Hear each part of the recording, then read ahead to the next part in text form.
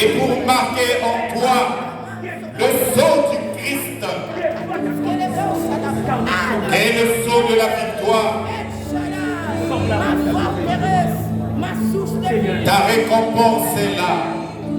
Élève ta voix et parle au Seigneur. Appelle le Seigneur par son nom.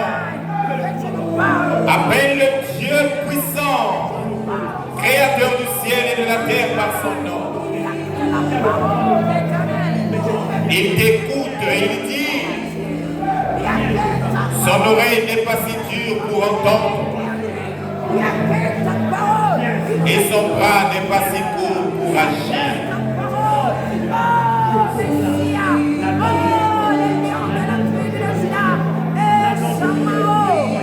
Le Dieu vivant est là. Il est impossible que Dieu manque. Dieu accomplit toujours ses desseins. Il accomplit et sa renommée s'est accrue par l'accomplissement de ses promesses.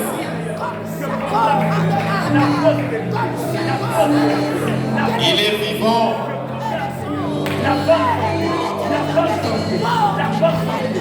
Sa renommée s'est accrue par l'accomplissement de ses promesses. Ce qu'il dit, il le fait. Et cette espérance, nous la possédons comme une encre de l'âme sûre et solide.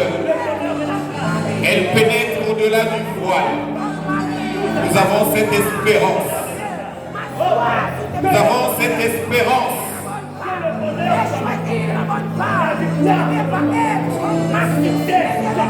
Nous avons cette espérance.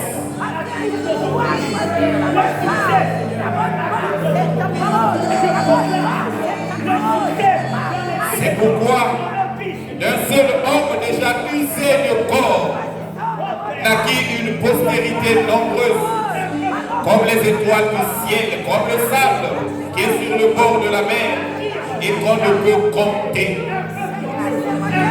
Dieu est vivant. Il est vivant. Attire un peuple qui viendra t'adorer, les vrais adorateurs. Attire un peuple qui viendra t'adorer, qui viendra t'adorer. Attire un peuple nombreux dans cette église. Merci. Que nous soyons nombreux. Que les têtes sont occupées. Merci. Nous voulons bien, Seigneur. Merci.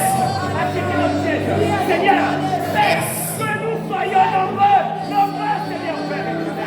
Attire-les, Seigneur. Attire-les, Seigneur. Tu les connais, Père. Tu connais leur cœur. Tu connais cela. Que tu appelles les vrais adorateurs. Je bénis ton nom, Père, je célèbre ta grandeur. Attire-les dans ta maison. Roi éternel, créateur des cieux, Attire-les dans ta maison. créateur de la terre. Dans le nom de Jésus. Tu es vivant et éternel, et ce que tu dis, tu l'accomplis.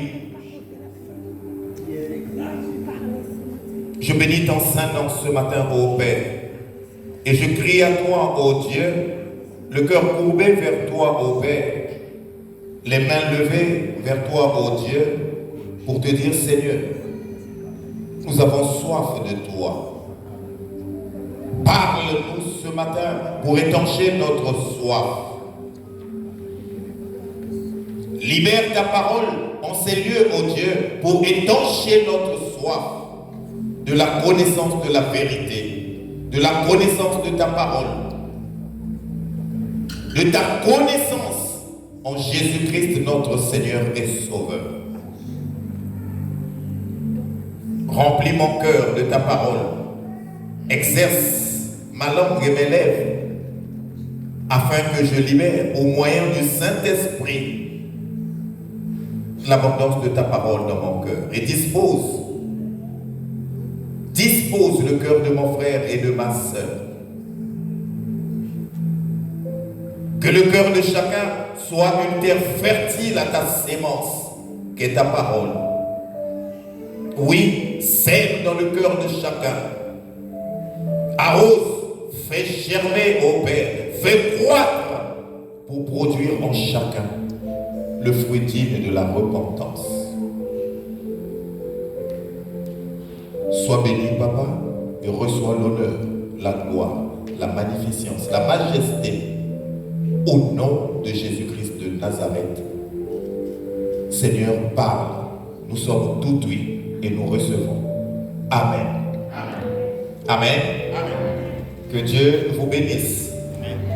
Nous allons partager la parole de Dieu, cette parole qui est oui et amen, cette parole qui ne change pas, cette parole qui est l'unique vérité, qui sauve. Bien-aimé, lorsque tu élèves la voix, lorsque tu pries, aie la foi que toutes les paroles que tu libères parviennent jusqu'au cœur de l'Éternel des armées et il agira. Quand tu as parlé, dis-toi, j'ai dit et l'Éternel fera. Amen. Il dit dans sa parole que si vous savez que je vous écoute, c'est que vous avez déjà ce que vous avez demandé. Et la foi, et ne sors pas d'ici avec un doute, ne sors pas d'ici avec un sentiment de n'avoir pas reçu ce que tu recherches. Je le dis avec foi, avec assurance et avec action de grâce que tu as reçu ce que tu as demandé. Amen. Amen. On se pose la question tous les jours, sinon par moment, on se dit, mais quel est le plan de Dieu pour ma vie? Je travaille, je sers le Seigneur, mais il me manque telle chose, je ne parviens pas à obtenir telle chose. Il y a des blocages à chaque instant, à chaque étape de ma vie. Je ne parviens pas à courir comme les autres. Je ne parviens pas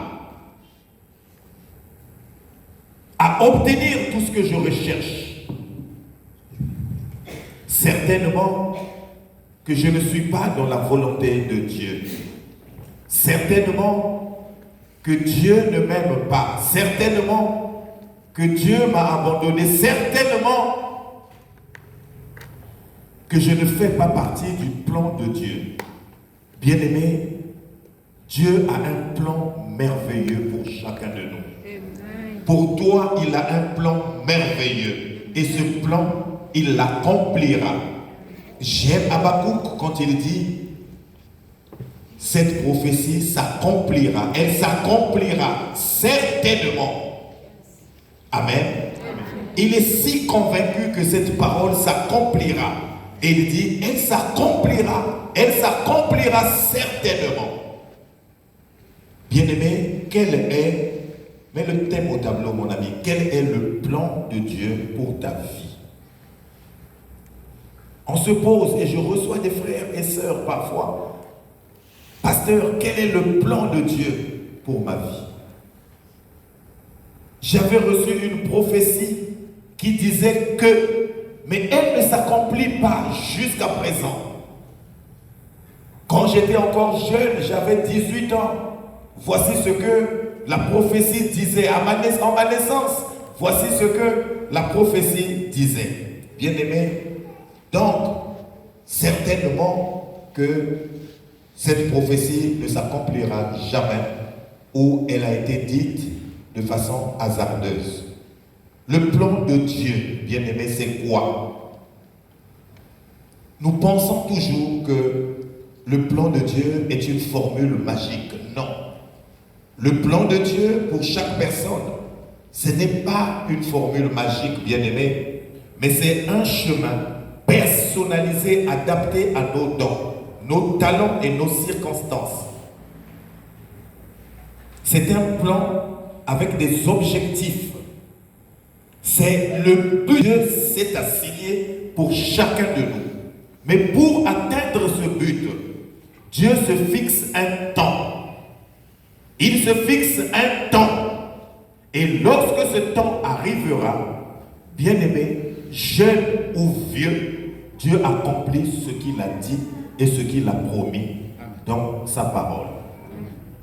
Dieu a un plan pour toi. Quand tu marches, quand tu dors, quand tu te réveilles, quand tu travailles, sache une chose et souviens-toi toujours que Dieu a un plan pour toi.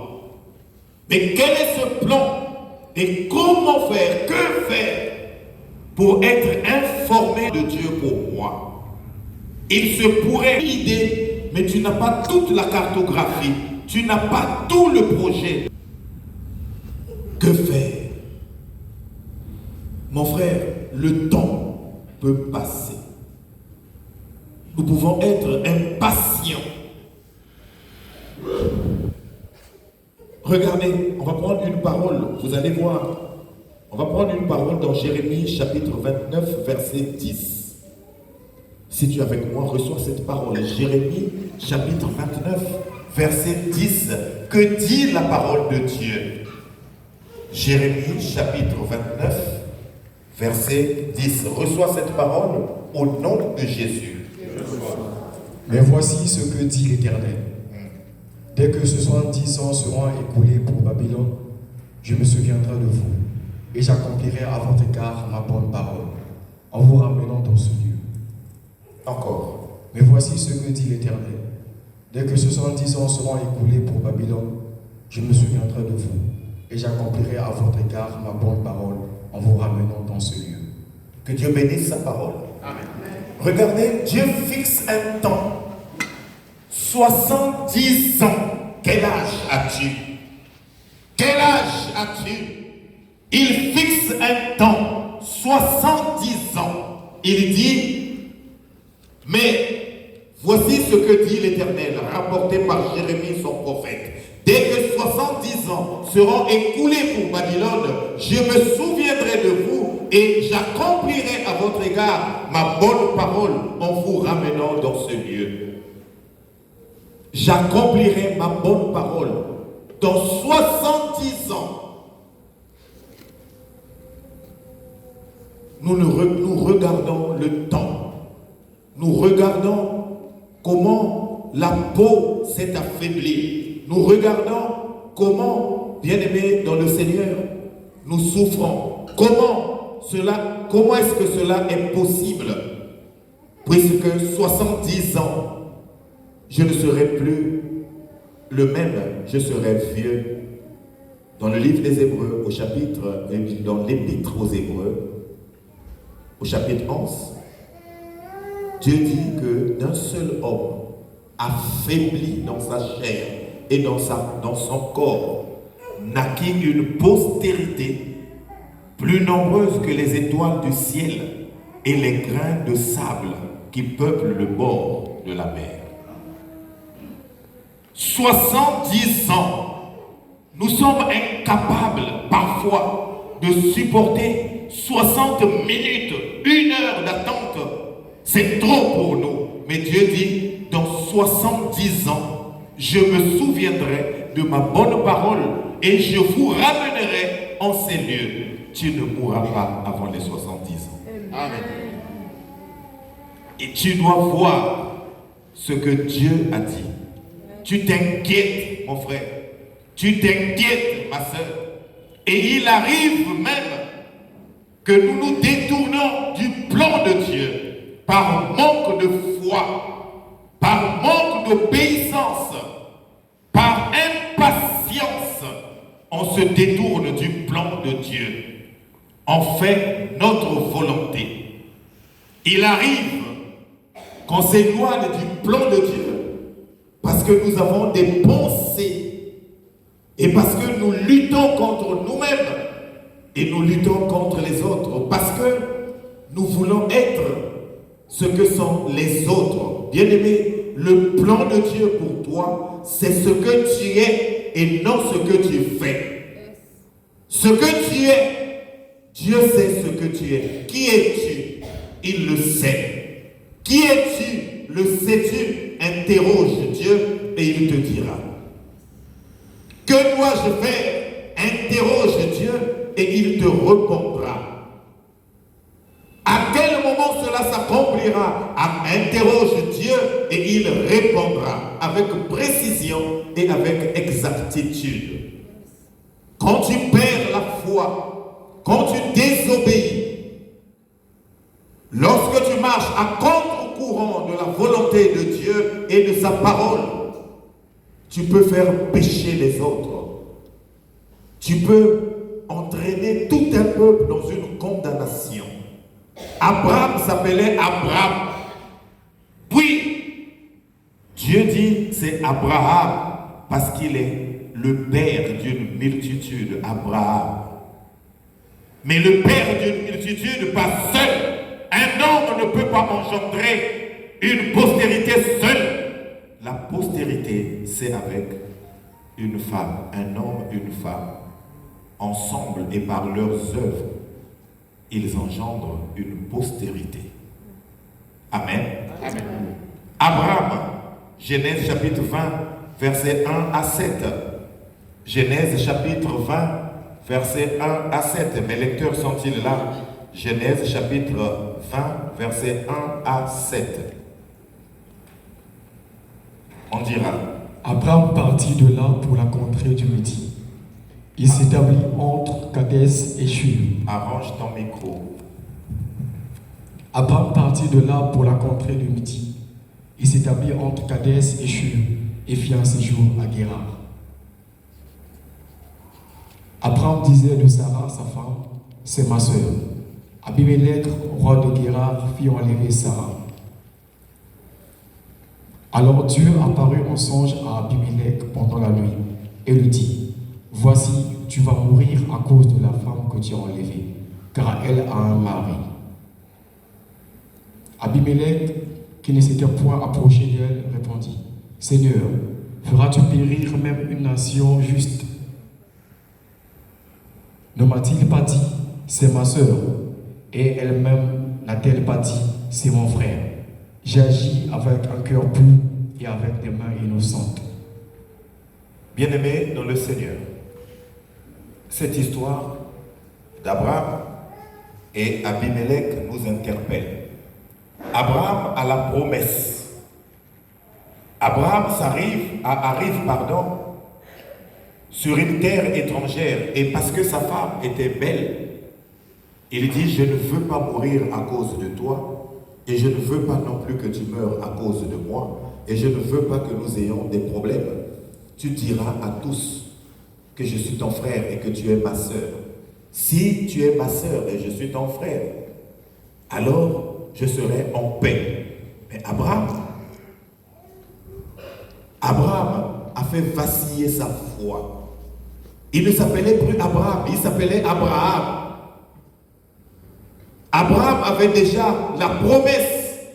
Ça faisait des années depuis qu'il avait quitté sa patrie. Mais quand il arrive, que fait ce roi? Que fait Abimelech? La parole ne dit pas que Abimelech est allé chercher. La parole de Dieu dit que alors Abimelech, roi de Guérar, fit enlever Sarah. Il a enlevé Sarah. Quand il enlève, il n'a pas pris, mais il a enlevé pour amener chez lui et pour en faire sa femme. Bien-aimé, la foi d'Abraham avait vacillé. Abraham savait ce que c'est que livrer sa femme à un autre. Il savait ce que c'est que ce péché. Il savait ce que cela coûterait à celui qui le ferait. Abraham, sa foi a vacillé. Mais Dieu avait un plan. Un plan pour Abraham. Et dans ce plan, Dieu savait que Sarah devait être la mère de cette postérité qui viendrait. Et donc, elle devait être sans souillure. Elle devait être pure. Elle devait être conservée pour Abraham et Abraham seul. Le plan de Dieu, Dieu donnerait une terre à la postérité d'Abraham. Et Sarah sera appelée mère de cette postérité. Et Dieu a agi, connaissant son plan. Il a agi dans son plan. Il dit, je ne peux pas livrer cette femme. Si elle est souillée, qu'adviendrait-il? Elle ne sera plus la femme d'Abraham. Il y a une question qu'il faut se poser. Est-ce que le plan de Dieu peut changer? Est-ce que le plan de Dieu peut changer? Dieu a un plan qu'il a établi. Je ferai de toi le père d'une grande nation. Et Sarah, ta femme, Dieu avait bien dit pourquoi Sarah rit. Quand j'ai dit je reviendrai, pourquoi a-t-elle ri? Sarah était dans le plan de Dieu. Mais est-ce que le plan de Dieu pour ta vie peut changer? Est-ce que le plan de Dieu pour ta vie peut changer? Bien-aimé, le plan de Dieu ne change pas. Nous pouvons nous-mêmes retarder l'accomplissement, mais le temps de Dieu, le plan de Dieu ne change pas. Et Dieu le dit dans sa parole. Dans sa parole, il le dit clairement. Je vous donne la parole, Malachie chapitre 3, verset 6. Dieu dit dans sa parole, Malachie chapitre 3, verset 6. Car je suis l'Éternel, je ne change pas. Dieu est immuable, Dieu est éternel. Et il dit, ma parole ne revient pas à moi sans effet, sans qu'elle n'ait accompli ce pourquoi je l'ai libéré. C'est comme une pluie, dit la parole de Dieu. Je ne change pas. Et vous, enfants de Jacob, vous n'avez pas été consumés. Je ne change pas. Quand Dieu dit une chose, Dieu l'accomplit toujours. Israël est allé voir Samuel. Les rois, les chefs des tribus sont allés voir Samuel pour dire à Samuel, il nous faut un roi. Comme les autres nations, il nous faut un roi. Le plan de Dieu n'était pas que Israël fut commandé par un roi. Le plan de Dieu était que Israël ait un roi appelé l'Éternel des armées. Mais nous-mêmes, nous pouvons modifier le cours des choses sans changer le plan de Dieu. Dieu ne change pas et son plan ne change pas. Il a dit à Jérémie, après 70 ans, je me souviendrai, je vous ramènerai et ma bonne parole s'accomplira. Il a dit 70 ans, il n'oublie pas. Quelle est ta situation? Quel est ton problème? Quelles sont tes inquiétudes? Pourquoi tu pleures? Connais-tu le plan de Dieu pour ta vie? Cherches-tu à savoir quel est le plan de Dieu pour ta vie? Dieu ne change pas et le plan de Dieu n'est pas compliqué, bien-aimé dans le Seigneur. Le plan de Dieu implique la foi. Quand la foi d'Abraham a vacillé, le père de la foi a vu sa foi être vacillée. Il a perdu le contrôle de lui-même. Il a dit, Sarah est ma sœur, elle n'est pas ma femme. Mais Dieu, dans son amour, Dieu ne donne pas sa gloire à un autre. Il avait déjà parlé. Il dit non. Il dit à Abimelech non. Il apparaît en songe, non pas à Abraham, mais à Abimelech, parce que Abraham avait peur d'être tué. Il dit, si tu touches à cette femme, tu mourras, toi et toute ta maison. Cet homme est prophète. Lisez, il a dit, cet homme est prophète. Il dit à Abimelech, cet homme est un prophète. Il priera pour toi et je guérirai ta maison. Parce que lorsque Abimelech avait pris cette femme, Dieu avait rendu toute sa maison, au verset 18, Dieu avait rendu toute sa maison stérile. Lui, sa femme et toute sa cour étaient devenus stériles. Étaient devenus stériles. Amen. Mais Dieu dit, c'est un prophète. Il priera pour toi et je guérirai ta maison. Amen. Abraham a vu sa foi être vacillée. Il a vu sa foi être vacillée. Regardez au verset 17 à 18. 18. Genèse 20, verset 18. Car l'Éternel avait frappé de stérilité toute la maison d'Abimelech à cause de Sarah, femme d'Abraham. À cause de Sarah, femme d'Abraham. Par la faute de qui? Par la faute d'Abraham. Mais Abimelech dit, je suis dites, j'ai enlevé cette femme, mais je n'ai pas touché à cette femme. Il m'a dit que c'était sa sœur. Il ne m'a jamais dit que c'était sa femme. Mais je suis pur et innocent devant cette femme. Je ramène la femme d'autrui. Le plan de Dieu, personne ne peut l'effacer. Tu seras ce que Dieu a préparé pour toi. Tu recevras ce que Dieu a prévu pour toi. Tu es la réserve de l'Éternel. Dieu sait ce qu'il a promis et ce qu'il a prévu pour toi. Il le fera. En temps voulu, il le fera. Il le fera. Et personne ne pourra arrêter le cours des choses. Lorsque le temps fut accompli, Dieu a déchiré la mer. Le peuple criait, Moïse, pourquoi tu nous as menés jusqu'ici? N'y avait-il pas de sépulcres en Égypte? La mer, un bouchon des Égyptiens, 600 chars d'élite qui nous poursuivent. Moïse, qu'as-tu fait? Dieu avait un plan. Il dit, quand le plan de Dieu, quand le temps de Dieu arrive, devant l'obstacle, le miracle est accompli. Amen. Quand le temps de Dieu arrive, bien-aimé, prêt ou pas prêt, il ouvre la porte pour l'accomplissement de sa parole. La mer fut déchirée. Josué a eu la même chose. Le Jourdain s'est écarté parce que le moment était venu de fouler aux pieds la terre promise. Les murailles étaient là, mais le temps était arrivé. Jéricho devait être prise. Et Jéricho est tombé. Amen. Bien-aimé dans le Seigneur, quel est le plan de ta vie et que faut-il faire pour que ce plan s'accomplisse? Bien-aimé, tu peux poser la question à Dieu. Dans Juge chapitre 6, verset 17, Gédéon pose la question à Dieu. Juge chapitre 6, verset 17.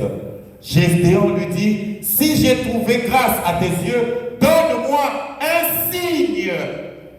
Bien-aimé, demande le signe à Dieu, il t'en donnera. Demande. David était dans la grotte et il dit au Seigneur, donne-moi un signe. Monterai-je vers les Philistins? Donne-moi un signe. Dieu lui dit, monte, je te le livre. Demande à Dieu un signe. La maladie, bien-aimée, n'est qu'un obstacle. La maladie ne vient pas de Dieu. Il dit, lorsque les complots seront ourdis contre vous, cela ne viendra pas de moi. Tu te dis, quel est le plan que Dieu a pour moi? Je souffre, je suis malade, je ne peux pas me lever. Oui, je tutoie la mort, alors je vais mourir. La maladie est le fait de la chute. La maladie est le fait que le péché est rentré dans l'humanité. Mais la maladie n'est pas le fait de Dieu. Tu me diras, oui, mais Job est tombé malade. Ce n'est pas Dieu qui a envoyé la maladie. Amen. Satan a touché dans la volonté permissive de Dieu. Il a vu. Il a laissé faire. Pour voir la foi de son serviteur Job, la maladie ne venait pas de lui, bien-aimé. Ce que tu endures ne vient pas de Dieu. Persévère. Demande à Dieu de te guérir. Plaide. Demande à Jésus de plaider. Demande à Jésus de se souvenir de ses compassions sur la croix. Et dis à Dieu, si c'est toi, Seigneur, donne-moi un signe que je guérirai. Donne-moi un signe. Bien-aimé, Dieu donne toujours un signe. Regardez une femme qui garde un homme bien malade. Malade. L'homme ne peut pas se lever à des douleurs qui l'étreignent partout. La femme se met en prière. Elle prie tous les jours pour que le mari se relève. Un jour, elle a un songe. Elle a un songe et elle voit que les ampoules de la maison ne tenaient plus. Et elle a vu dans le songe son mari monter sur les grilles et changer l'ampoule. Après, le mari a sauté. Et elle a sauté.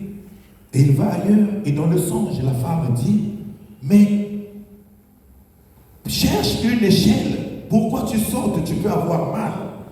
L'homme dit, oh, c'est pas grave, je peux faire encore. Il arrive à un autre endroit, il monte, change encore l'ampoule. Il saute encore pour tomber et il arrive et il dit à sa femme, va allumer. Madame allume. Ah ouais, ça éclaire maintenant, le songe est fini. Bien-aimé, tu demandais un signe. Est-ce qu'un homme qui a des douleurs peut-il sauter? Non. La réponse c'est que je le guérirai. Elle a vu la guérison de son mari.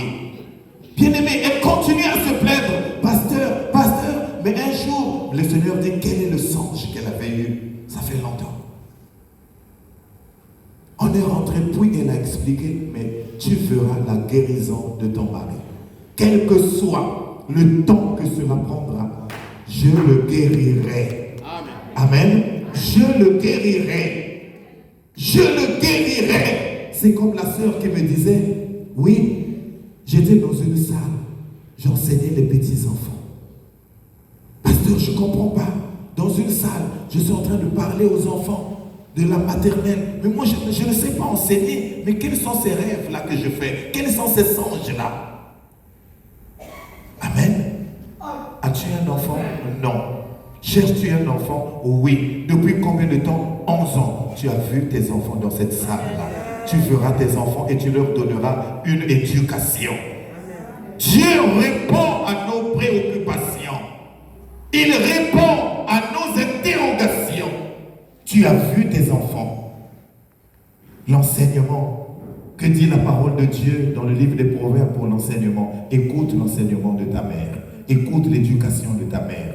Alors, mère, tu n'es pas une enseignante dans une salle de classe, mais tu éduques les enfants.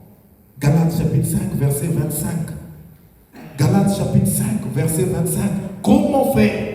Que faire pour que je sache quel est le plan de Dieu pour moi? Nous cherchons par la bouche des hommes. Nous cherchons par des signes. Nous cherchons par ce que nous faisons. Non! Ce n'est pas ce que tu fais qui détermine le plan de Dieu, mais c'est ce que tu es. Sais-tu seulement qui es-tu, bien-aimé dans le Seigneur?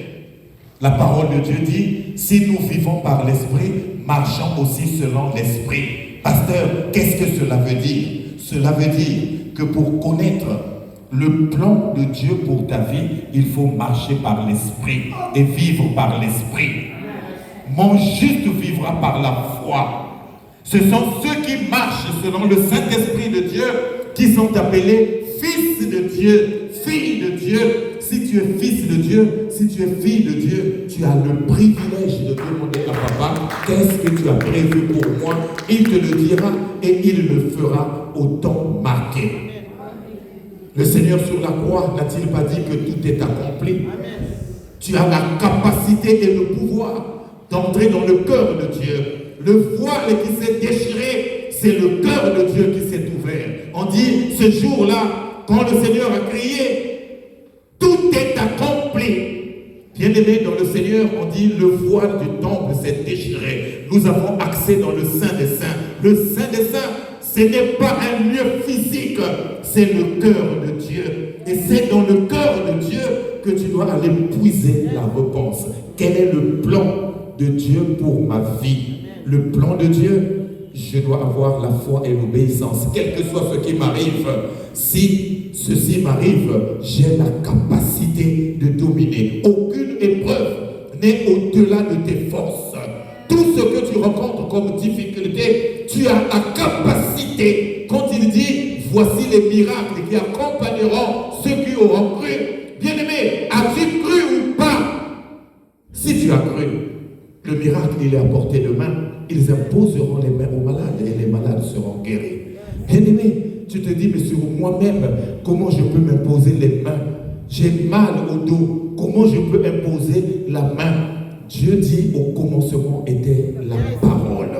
tu as la parole qui est aiguisée et exercée. Et tu as un nom qui est au-dessus de tous les noms, le nom de Jésus. Maladie, douleur, quelle qu'en soit ton origine, quelle qu'en soit la cause, quel qu'en soit ton nom, je t'enjoins, je t'ordonne de quitter mon corps et de repartir loin dans les lieux arides, sans possibilité, dis-lui, sans possibilité de revenir dans ma vie. Au nom de Jésus, il le fera, il partira, parce que tu as cité un nom qui est au-dessus de tous les noms. Que la maladie ne t'agace pas, que la souffrance ne t'agace pas, que la pauvreté ne soit pas, bien-aimé, un état que tu approuves. Dieu dit, je veux que tu sois prospère. Je souhaite que tu sois prospère à tous égards. À tous égards. À tous égards. À tout point de vue. En tout point de vue, il faut que tu sois prospère. Dieu ne peut pas avoir un plan et mettre des obstacles, la maladie pour t'entrer dans ce plan. Non! Continue à courir. Regardez les athlètes qui font 5000 mètres. Quand je vois à la télé, mais bien aimé, 5000 mètres, ils courent, ils font le tour du stade. Mais vous ne verrez pas. Dès le premier tour, ils courent avec une foulée, on ne sait pas, il ne fait que courir. Non, il sait qu'il va se fatiguer. Il est en train, il commence à courir.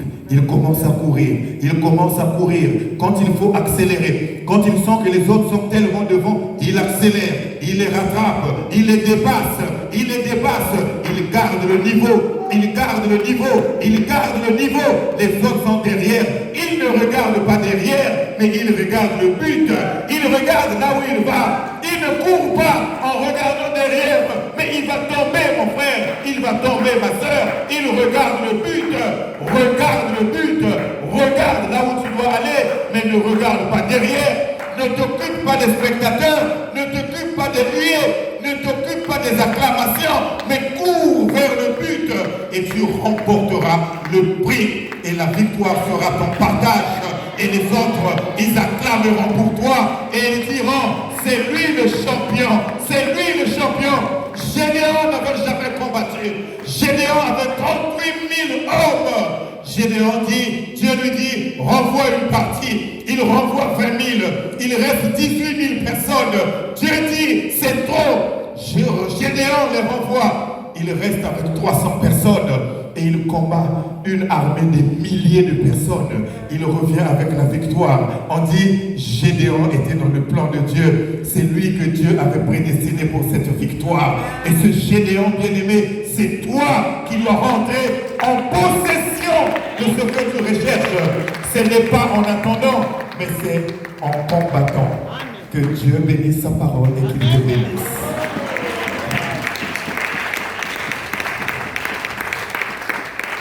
Père de gloire, Père éternel, je salue et je célèbre ta grandeur et ton nom, ta puissance et ta bonté, ô Dieu. Vis et règne. Écoute la prière de chacun. Aiguise la foi de ce peuple, afin que, ô Dieu, que la foi éternelle des armées, ô Dieu, augmentant en chacun, que personne ne regarde derrière, que personne ne regarde la foule, les acclamations, les huées, que personne ne s'occupe de ce qui se passe derrière, mais que nos regards soient rivés sur Christ, qui est le but ultime. Sois béni, Papa, sois glorifié, sois magnifié, sois exalté, au nom de Jésus-Christ de Nazareth. Montre et révèle à chacun le plan que tu as pour lui. Au nom de Jésus-Christ. Amen. Amen. Que Dieu vous bénisse. Amen.